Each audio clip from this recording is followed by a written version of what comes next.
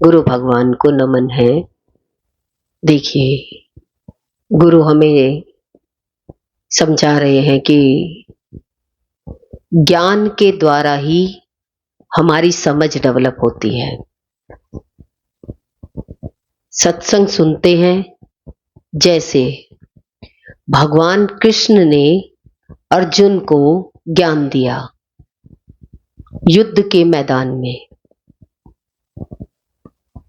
अब जितना भी हम सत्संग में सुनते हैं तो स्वीकार भाव सुनते हैं कि कोई भी परिस्थिति आ जाए तो स्वीकार करो।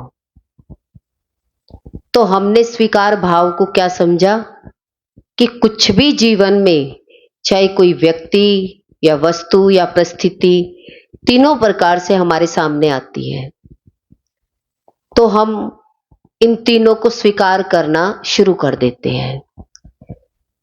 धर्म की तरफ चलते हैं तो परिस्थिति आती है, तो हम कहते हैं कि धर्म की तरफ कैसे चले। तो गुरु हमें यही समझाना चाह रहे हैं कि पहले स्वीकार करना सीखो।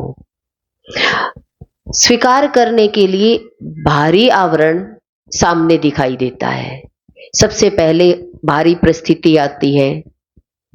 परिस्थिति को समझना, हम उस परिस्थिति को देख करके हम कहते हैं इसको स्वीकार कर लेते हैं। पर भगवान कृष्ण अर्जुन को इतना बड़ा युद्ध क्यों कराते हैं? 18 अध्याय भगवान ने सुनाए अर्जुन को। उसमें पहले ही दिन भगवान ये कह सकते थे, अर्जुन स्वीकार कर लो, यही ठीक है।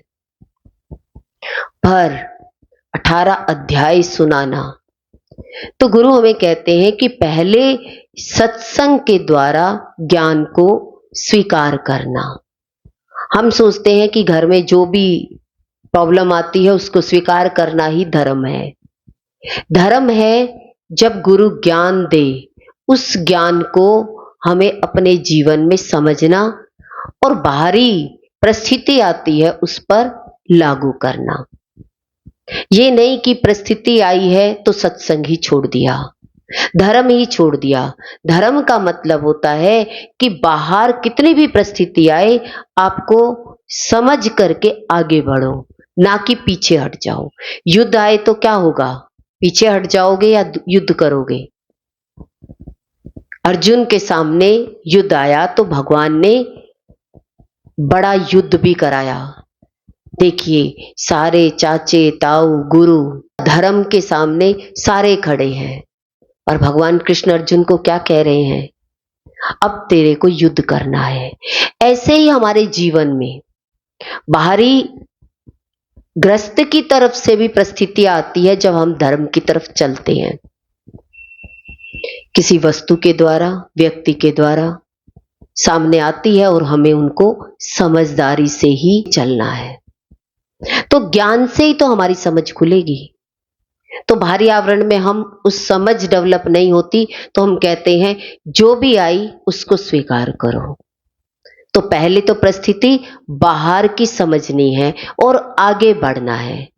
दूसरी स्थिति होती है हमारी मानसिक स्थिति, जो हमारे अंदर में मान्यताएं पड़ी है।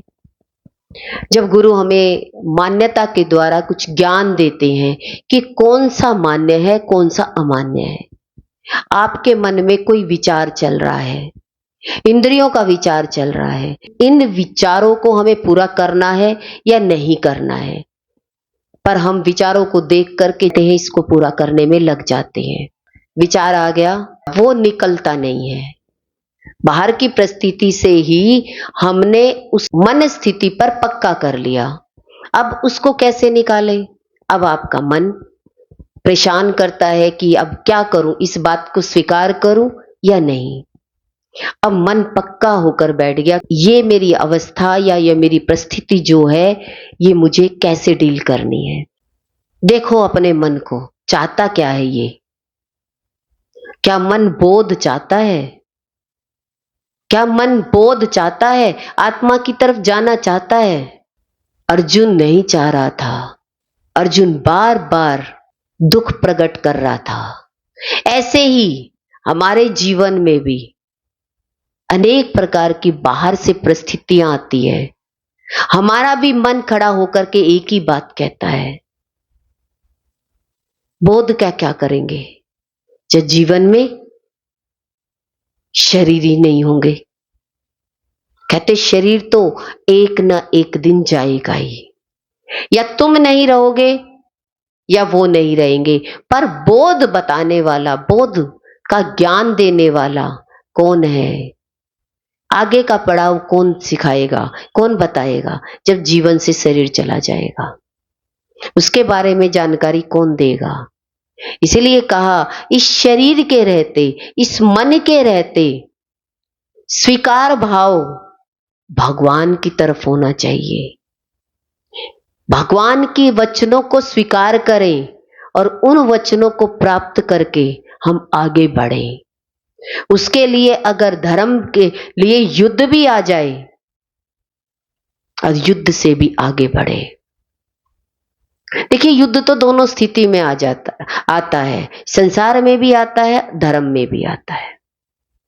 जितना भगवान का नाम लेते हैं उतनी परिस्थिति आती चली जाती है। देखिए लोग जितना ज्यादा पूजा पाठ करते हैं, बिल्कुल नियम को नहीं तोड़ते हैं,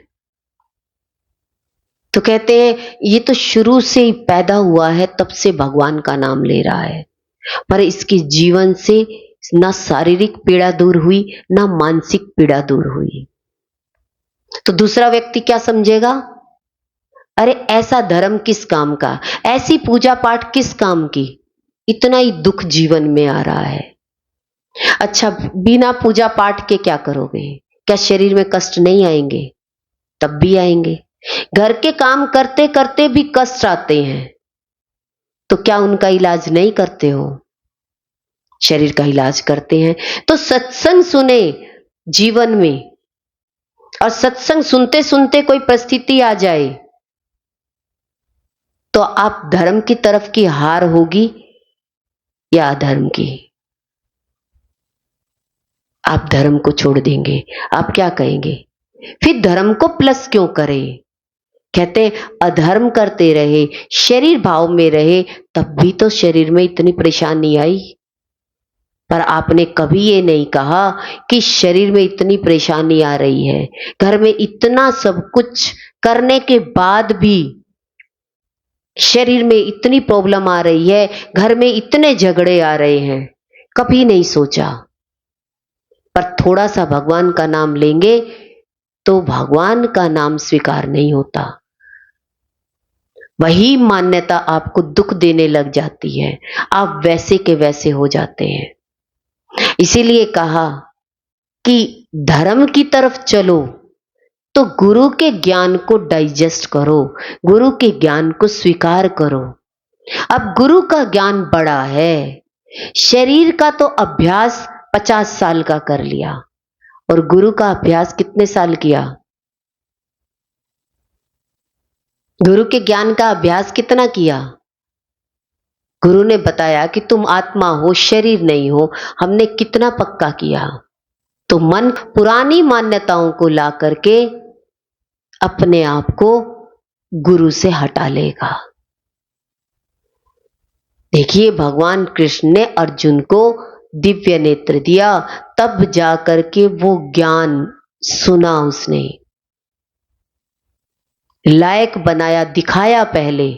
ऐसे ही जब हमारी श्रद्धा और आस्था होती है तो गुरु भी हमें वो दिव्य दृष्टि देते हैं कि समझो अपने आप को कि तुम ये जाने वाले शरीर नहीं हो। तो हमारे जीवन में पहले ज्ञान स्वीकार होना चाहिए, अज्ञान बाद में। पर इतने साल का अज्ञान पक्का हो गया तो ज्ञान को कितना स्वीकारेगा मन? अज्ञानी ज्यादा हो गया, शरीर भाव में ज्यादा हो गया, तो मन कितना ज्ञान मानेगा, कितना स्वीकार करेगा मन? कहते हैं ज्यादा से ज्यादा अपनी उम्र को देखते हुए ज्ञान को स्वीकार करो। तभी कहा जाता है गीता का ज्ञान सुनो, गीता का ज्ञान पढ़ो और गीता का ज्ञान अपने जीवन में स्वीकारो, यही सच है। अगर इसको नहीं पढ़ा, नहीं सुना और नहीं लगाया तो अपने आप को हारा हुआ मानोगे। तो अपने आप को जिताने के लिए कौन तैयार है? धर्म को जिताने के लिए कौन तैयार है? किसका मन तैयार है कि अगर धर्म पर युद्ध भी आ गया तो धर्म की तरफ आगे बढ़ेंगे? किसका मन स्वीकार होगा? कहते हैं लोग 50-50 साल तक ज्ञान में बैठे रहते हैं, पर ज्ञान को सुन करके लगा नहीं पाते जीवन में। इसका मतलब मन इतना पक्का नहीं है। अर्जुन की तरह ही अपने मन को इतना पक्का रखना पड़ेगा कि हां, ये शरीर नहीं, मैं आत्मा हूं। अगर हम ही प्रैक्टिस नहीं करेंगे तो हमें दूसरा कौन प्रैक्टिस कराएगा? दूसरा तो हमें बाहरी व्यवहार को दिखा करके क्या कहेगा? नीचे उतर जाओ। कहां उतर जाओ? बाहरी आवरण की बात को स्वीकार करो। गुरु यही कहते हैं, स्वीकार तो करना सीखो। स्वीकार के लिए मना नहीं करते, वो एक बात कहते हैं, स्वीकारो, पर सच की तरफ आगे बढ़ते रहो। अपनी बात को सच के लिए रखो। कितना मुश्किल लगता है हमारे मन को धर्म की तरफ चलाना। सबको मुश्किल लगता है ना? अपने आप से देखो, सच सुनना तो आसान लगता है, अच्छा लगता है। ज्ञानी अपने आप में कर्ता नहीं मानता और भक्त समर्पण करके रहता है। हमने अपने आप को देखना है कि हम ज्ञानी बनकर रहे या भक्ति में समर्पण है हमारा। या तो ज्ञान को समझो या समर्पण कर दो। जो पूजा पाठ करते हैं तो वो समर्पित होते हैं। कहते हैं जितनी भी भक्ति करी समर्पण में करी तो उसका फल भी मिलेगा। और ज्ञानी को तो फल चाहिए ही नहीं। वो क्या कहता है? मेरा यहां कुछ है ही नहीं, मैं करता हूं ही नहीं।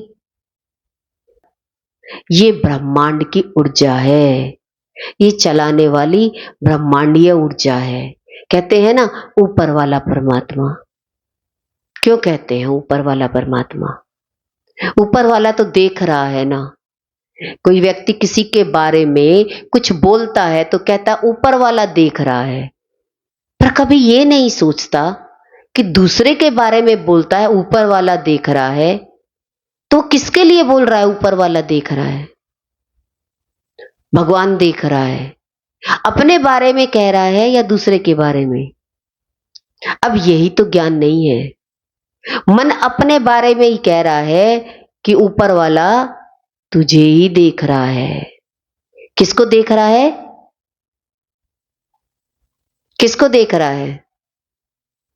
ये लाइन जो बोलता है ऊपर वाला देख रहा है, भगवान देख रहा है, तो क्या वो लाइन अपने आप पर अप्लाई नहीं होती कि अगर आज आप दुखी हो तो भगवान आपको भी तो देख रहा है? तो भगवान क्या सिखाना चाह रहा है? पर किसी को ये ज्ञान नहीं है कि चलाने वाला सबके अंदर बैठा वो परमात्मा है। दुख देना है तो वही देता है और सुख देना है तो वही देता है। इस दुख सुख में समभाव में रहो। फिर दुखी व्यक्ति कितना बोलेगा? भगवान देख रहा है ऐसा बोलेगा? क्या कहेगा? मौन हो जाएगा। जिसने परमात्मा को समझ लिया, ज्ञान के द्वारा भगवान को समझ लिया, तो वो व्यक्ति कभी ऐसे बोलता हुआ नहीं मिलेगा कि भगवान देख रहा है, करा दिया है। कौन कराएगा कुछ? ये कितना बड़ा अज्ञान है कि किसी ने कुछ करा दिया है। कौन है? आपको चलाने वाला तो भगवान है, तो दूसरे को चलाने वाला कौन है? तो किसने कराया? जो कुछ कराया किसने कराया? चलते चलते आप गिर गए और हड्डी टूट गई, तो किसने धक्का मारा? किसने कुछ कराया? क्यों मारा भगवान ने? क्योंकि आप दूसरे के अंदर भी परमात्मा को नहीं देख रहे, परमात्मा से द्वेष पैदा कर रहे हो। वो द्वेष आपको पहले समझाएगा। किसको समझाएगा? तो भगवान पहले आपको ठीक करेगा या सामने वाले को? पहले खराब कौन हुआ? आप हुए, सामने वाला। तो कितनी मान्यताएं बना ली इस मन ने, कितनी मान्यताएं बना ली। तो इसका मतलब ये मन सब कुछ अपने आप में मानता है, और करने वाला, कर्ता कौन है? परमात्मा। सब कुछ परमात्मा बना है। गुरु भगवान के शुक्राने हैं।